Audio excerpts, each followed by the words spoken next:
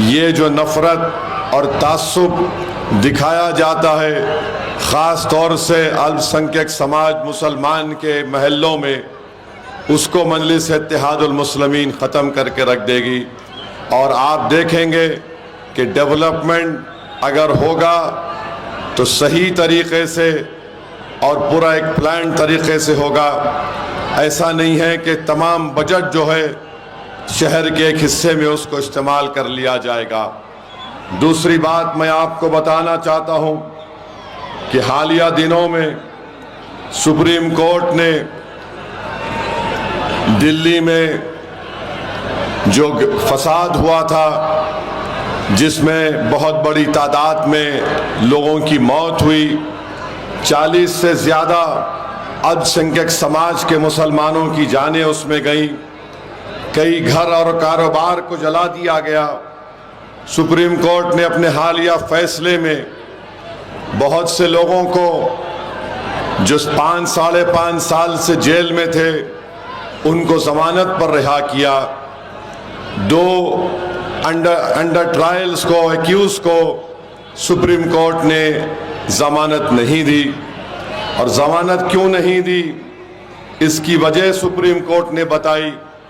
मैं यहाँ पर खड़े होकर अपनी बड़ाई को बयान करना नहीं चाहता हूँ। जब यूपीए की सरकार थी, डॉक्टर मनमोहन सिंह वजीर आज़म थे, जनाब चिदम्बरम इस देश के गृह मंत्री या वजीर दाखिला थे, उस वक्त उन्होंने अनलॉफुल एक्टिविटीज़ प्रिवेंशन एक्ट को तरमीम किया और उसमें एक डेफिनेशन लगाया था कि दहशतगर्दी क्या होती है। मैं आज आपको पढ़ के सुनाता हूं कि मैंने पार्लियामेंट में खड़े होकर ये बात कही थी। 2008 की बात कर रहा हूं मैं आपसे, 2007 या 8 की बात कर रहा हूं। मैंने कहा था, अंग्रेजी में पढ़ के सुनाता हूं कि kindly see the section 50A of the Principal Act. It says A by any other means of whatever nature to cause or likely to cause. This is a subjective thing, and tomorrow if an investigating officer can even arrest Arundhati Rai for what she is writing, this by any other means of whatever nature is subjective things, who defines it? और इसी बुनियाद पर section 50A का जो principal act Chidambaram ने कराए थे, उस वक्त कांग्रेस पार्टी थी रूलिंग पार्टी में। मैंने पूछा था कि by any other means of what ever nature का मतलब क्या है, तो सुप्रीम कोर्ट ने इसी बुनियाद पर बाय एनी अदर मीन्स को इस्तेमाल करके, जिसको कांग्रेस पार्टी ने कानून बनाया था, जिसको असदुद्दीन ओवैसी ने पहले कहा था कि इसका गलत इस्तेमाल होगा, आज आप देखते हैं कि 2 नौजवान लड़के 5.5 साल से जेल में हैं और बेल नहीं होती है। और बेल क्यों नहीं होती? क्योंकि कानून को बनाने वाले कांग्रेस पार्टी के लोग थे।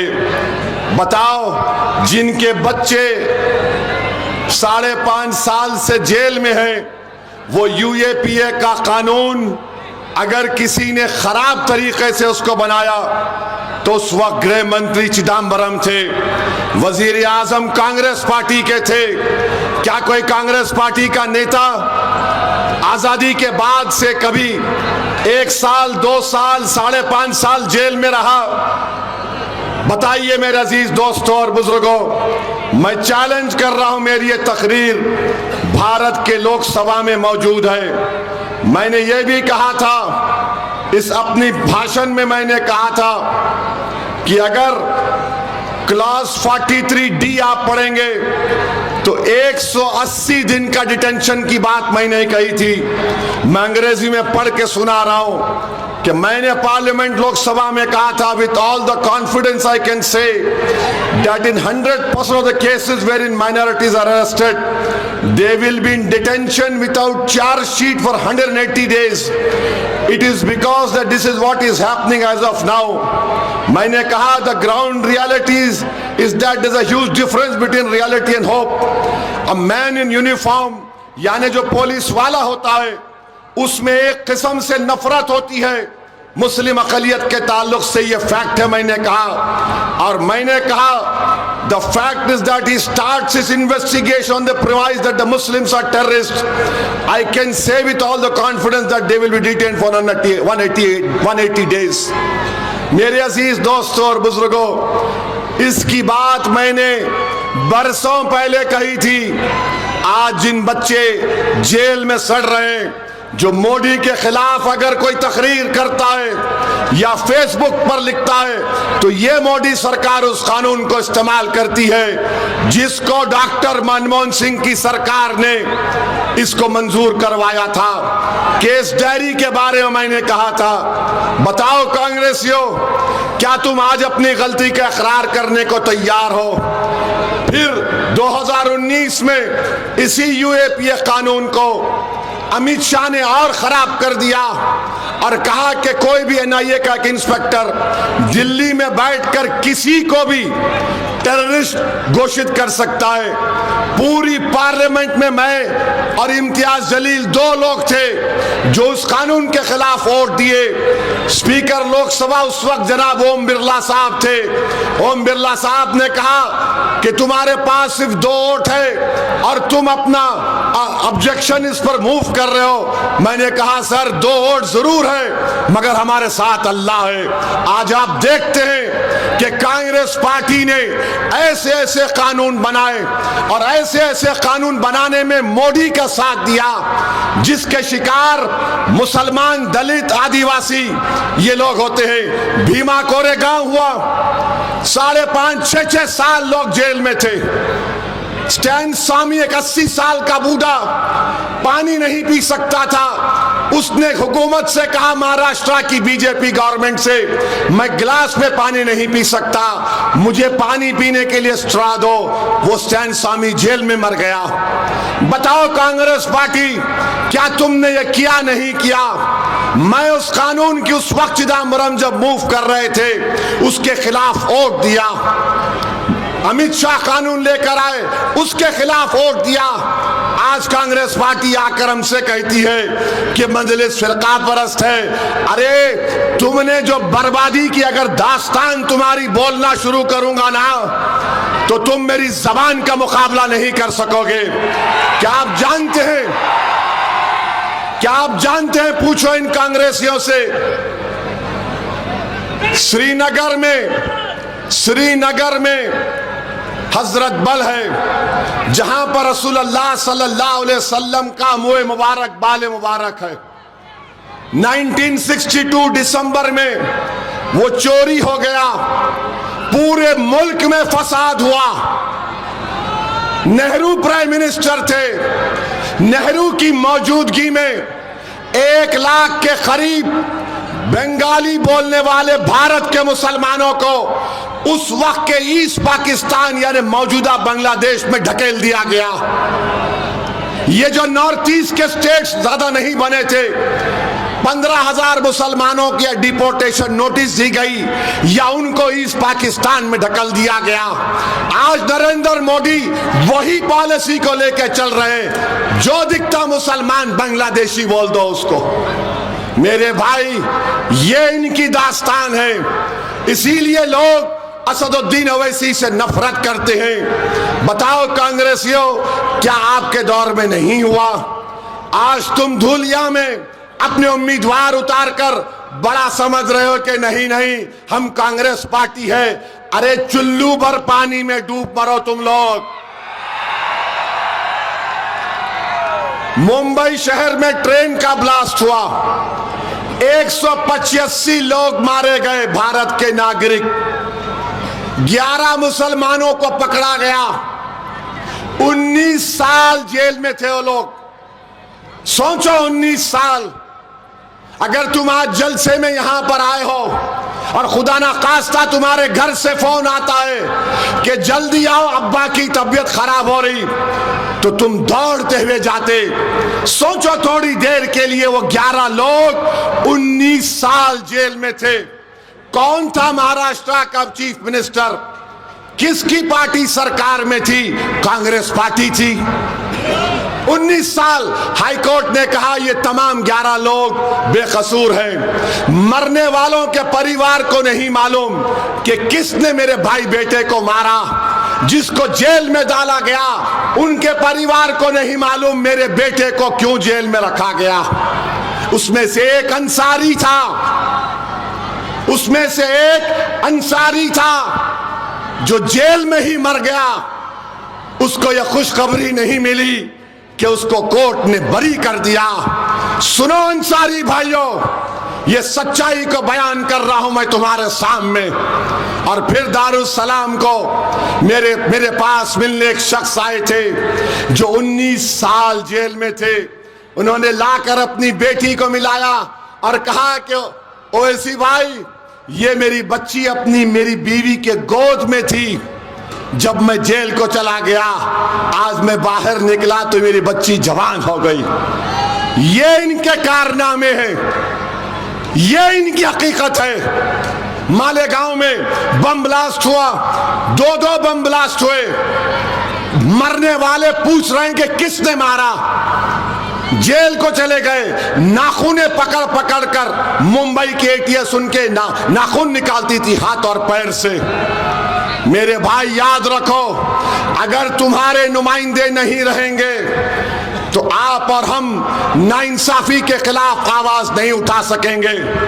नाइंसाफी के खिलाफ आवाज उठाने के लिए भारत का संविधान आपको इस बात की इजाजत देता है कि आप अपने वोट से अपने पसंद के उम्मीदवारों को कामयाब करिए।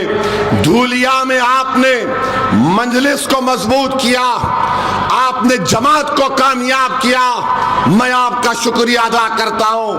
आपने 70,000 के करीब वोट हालिया असेंबली इलेक्शन में मजलिस इत्तेहादुल मुस्लिमीन को दिए, मैं आपको सलाम करता हूं।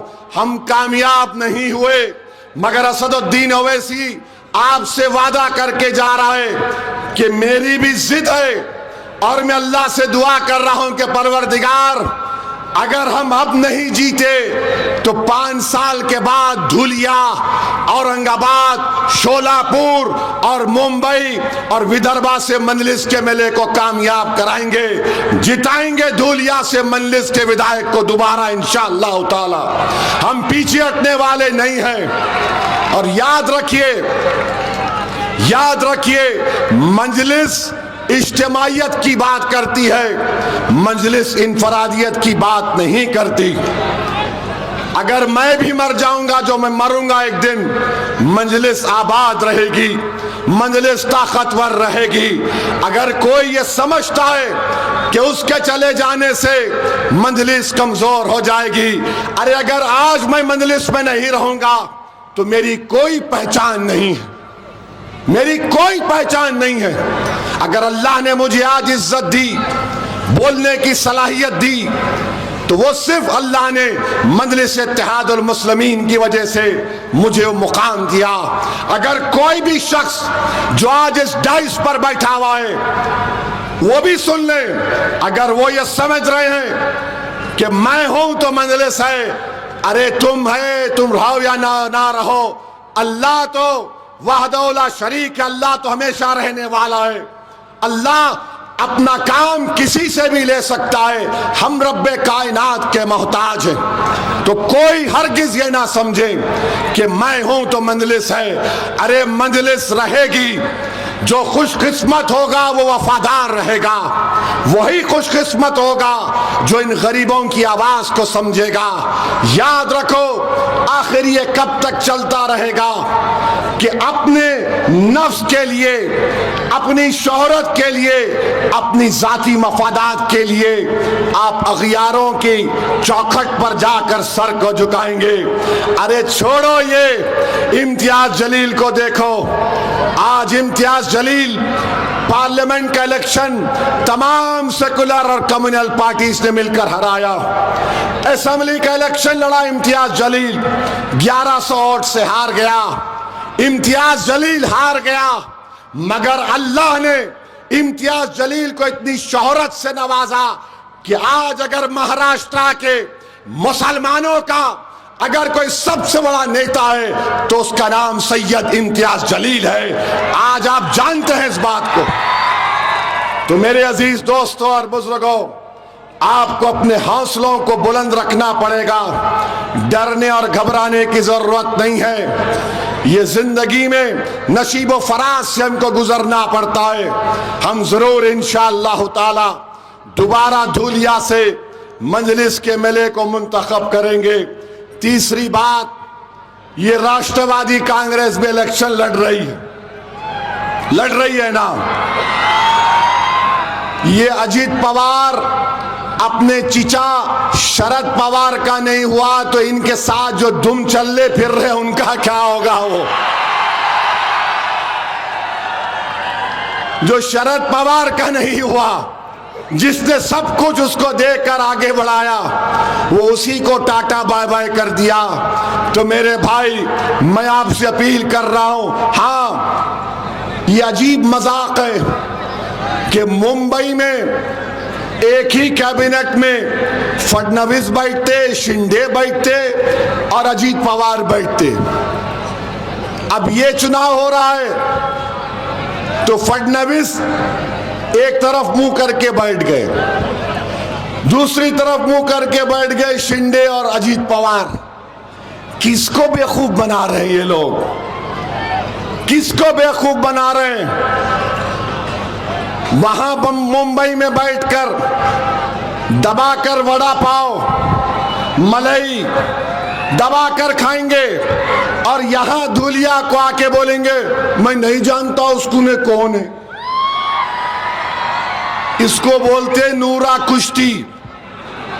ये नूरा कुश्ती हो रही है फडणवीस, शिंदे और अजीत पवार के दरमियान में। और मेरी बात लिख के रख लो आप, 5 साल के बाद जब असेंबली इलेक्शन होंगे, ना शिंदे रहेंगे ना अजीत पवार रहेंगे। कौन रहेगा? असदुद्दीन ओवैसी की जमात मजलिस-ए-इत्तेहाद वल मुस्लिमीन रहेगी और धूलिया पर अपना एमएलए कामयाब करेगी इंशाअल्लाह। ये सब चले जाएंगे, नहीं रहेंगे ये लोग। एक तमाशा बनाकर मजाक किया जा रहा है जनता से, मगर महाराष्ट्र की जनता बिहार की जनता की तरह बड़े ही सियासी शऊर रखने वाली जनता है। वो ये सब तमाशा देख रही है कि कैसे ये कबड्डी मैच हो रहा है। इनका पकड़, उनका पकड़, उनको छोड़, इनको पकड़। ठीक है, जनता जब किसी के पैर पकड़ लेती ना तो उसको मट्ठी चका देती, और मट्ठी चकाने का टाइम अनकरीब में जल्दी आने वाला है। चौथी बात, मुझे अभी बताया गया कि हमारे उम्मीदवारों को, मजलिस के बाद जिम्मेदारों को फोन करके डराया जा रहा है। मैं फोन करने वालों से कह रहा हूं कि तुम्हारा सियासी बाप भी अगर आके बोलेगा तो हम उसकी भी नहीं सुनेंगे, उसके मुंह पे थूक कर बटन दबाएंगे। ये डराने की बातें मत करो। याद रखो, वो जमाना चले गया तुम लुंगी उठा के दिखाएंगे तो हमारे को मालूम क्या करना, समझे ना। वो गया जमाना, बड़े छोटे हम बड़े, अरे कोई बड़ा नहीं, सब एक है। डराएंगे तो तुम याद रखो मैं भी डरा सकता हूं। हम सिर्फ अल्लाह से डरने वाले हैं, किसी माइका लाल से डरने वाले का नाम मजलिस-ए-इत्तेहाद वल मुस्लिमीन नहीं है। तो जितनी तुम्हारी इज्जत अभी बाकी है उस इज्जत को बाकी रख लो, वरना जो तुमने नाम कमाया वो पूरा खत्म हो जाएगा। तो आपसे भी अपील कर रहा हूं, ये जमात आपकी है, मजलिस को कामयाब आपको करना है अपनी दुआओं से, अपने वोट से और पतंग के निशान पर बटन दबाकर।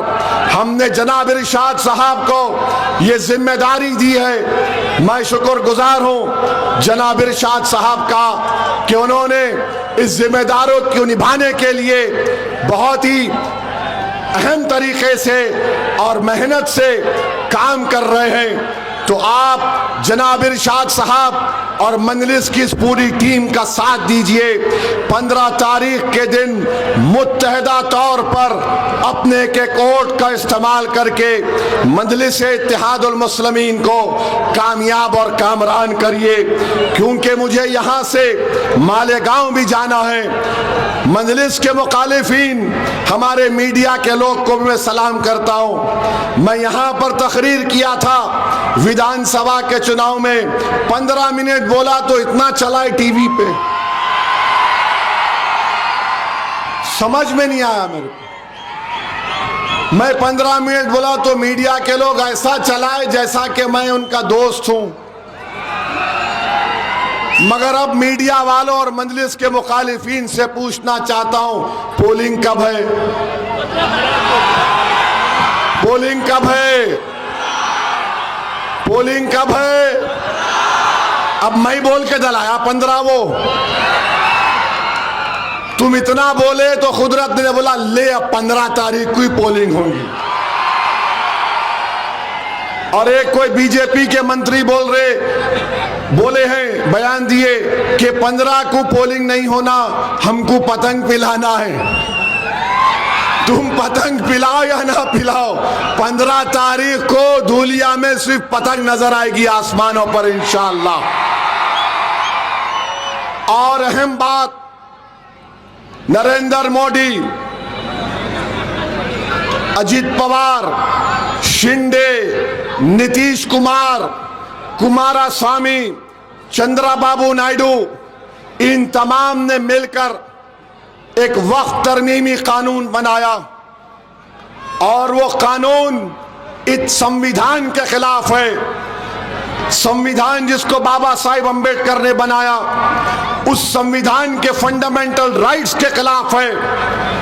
ये कानून जो बनाया गया आर्टिकल 25, 26 और 14 की खिलाफ वर्जी करता है। इस कानून के जरिए मोदी, शिंदे और अजीत पवार मस्जिदों को, दरगाहों को, खानकाहों को, कब्रिस्तान को छीनना चाहते हैं। जो लोग राष्ट्रवादी का खंडवा डालकर फिर रहे हैं, अगर तुम्हारा कब्रिस्तान को छीनने की कोशिश करेगा, उसका कानून बन चुका है। और उसकी पहली मिसाल दिल्ली में तुर्कमान गेट की मस्जिद का हम देख रहे हैं। दिल्ली वक्फ बोर्ड है, कुछ नहीं करता, कोर्ट से ऑर्डर आ गया, अपील रिव्यू पिटीशन फाइल नहीं होता। जो 100 साल से तुर्कमान गेट की मस्जिद की जायदाद वक्फ की थी, 1970 का गजीट है। बुलडोजर जाकर सुबह 1:30 बजे वो तमाम की तमाम जायदादों को तोड़ दिए। और बुलडोजर जब उन जायदादों को तोड़ रहा था, मस्जिद की दीवार में तड़क आ गई। अब बोल रहे कि दीवार को भी तोड़ देंगे क्योंकि आपकी जान को खतरा है। मैं पूछना चाहता हूं अजीत पवार से, बताओ आपने इस कानून को बनाने में मोदी का तायीद की, ताउन किया। मेरे अजीज दोस्तों और बुजुर्गों, ये इतना गंदा कानून है। आज हमारे हिंदू धर्म के देवस्थानम मंदिर की कमेटी में सिवाय हिंदू धर्म के कोई मेंबर नहीं बन सकता। वक्फ बोर्ड भी मुस्लिम धर्म का एक बोर्ड है, उसमें मोदी ने, अजीत पवार ने कानून बनाया कि उसमें गैर मुस्लिम भी मेंबर बन सकता है। बताइए क्या ये इंसाफ है?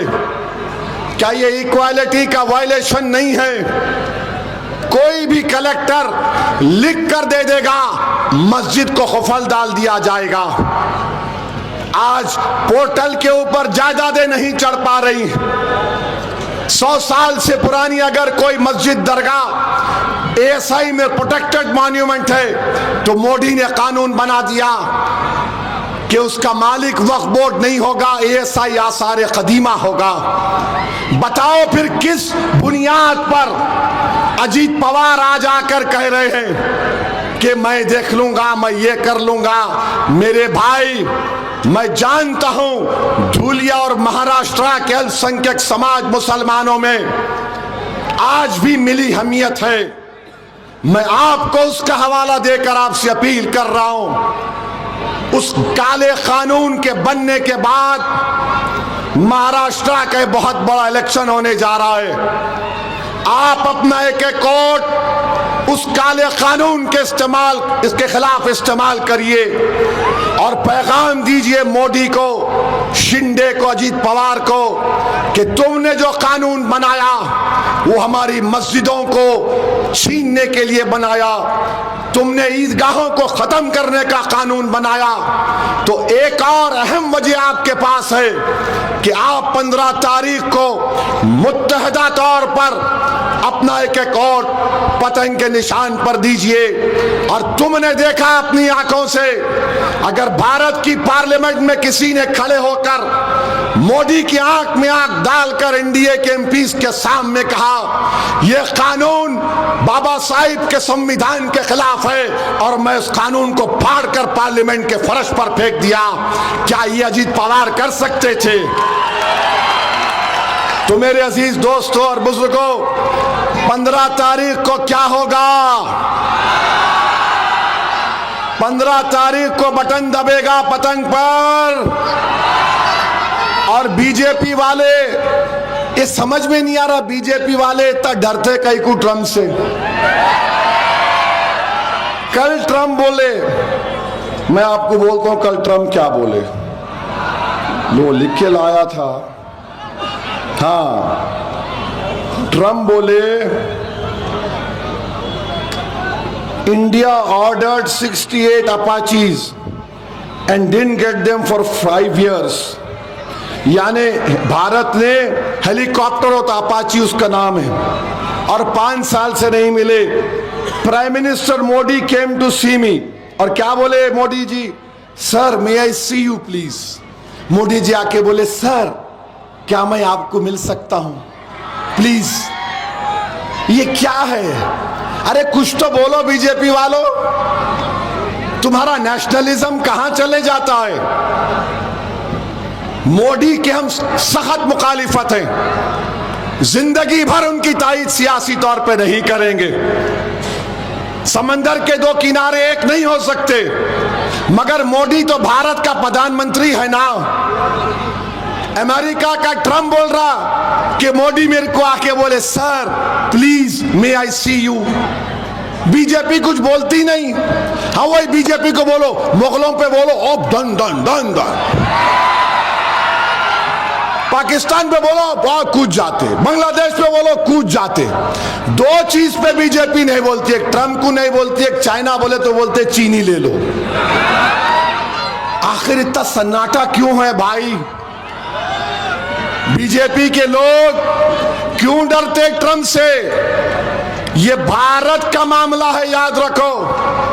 कोई गोरी चमड़ी वाला गोरा अमेरिका में बैठकर भारत के प्रधानमंत्री की बेइज्जती कर रहा है और तुम लोग उस बेइज्जती को बर्दाश्त कर रहे हो। तुम्हारा नेशनलिज्म झूठा है, तुम्हारा नेशनलिज्म ड्रामा है। अगर तुम्हारा नेशनलिज्म पक्का होता तो तुम बोलते उस बारे में, मगर तुम नहीं बोल पा रहे हो।